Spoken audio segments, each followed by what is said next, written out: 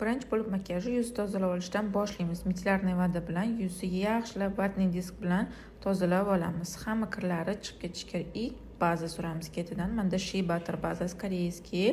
Yaxshilab yuzimni shunaqa tepaga qilib surib oldim. Endi tonalniy krem. Tonalniy kremni sponjda suramiz. Mana shunaqa urib suramiz. Umuman ishqalamaymiz. Yuzimizga urib sursangiz tonalniylarimiz juda ham chiroyli joylashib oladi o'zi. Endi tonalniydan keyin pudra. Pudrani xohlagan o'zingizlar yoqtirgan pudrani ishlatsanglar bo'ladi. Men Airspun ishlatdim. Mana katta kistda yaxshilab urib surib oldim pudrani ham.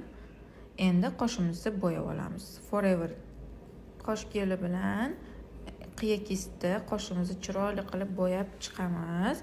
Birinchi orqa qismini bo'yab olamiz, keyin esa sekin oldiga o'tamiz. Ikkinchi tarafini ham shunaqa qilib chiroyli qilib bo'yab olamiz.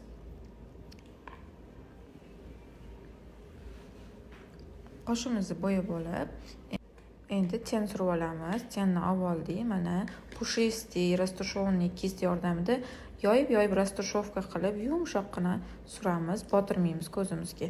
Yoyib oldik. Ana endi esa podvodka chizib olamiz. Menda Nature flomastikli podvodkasi bilasizlar, menga juda ham yoqadi. Uy sharoitida maza qilib ishlatsanglar bo'ladi. Mana ko'rdinglar, strelkani qanaqa chizaman. Birinchi ustki tarafini ko'zimning o'rtasidan boshlab chizib oldim, etagini qo'shib chizib oldim. Endi yuzimizga ozgina kontur berib olamiz. Bu bronzator Forever'niki jigarrang rangi. Ikki tarafdan kontur berib oldik.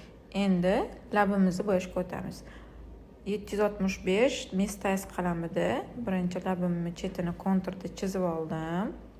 Endi esa ichiga pomada bilan bo'yab olamiz. Mana pomada ham surib oldim. Bu Golden Rose. Mana bir pasta makiyajim ham tayyor bo'ldi.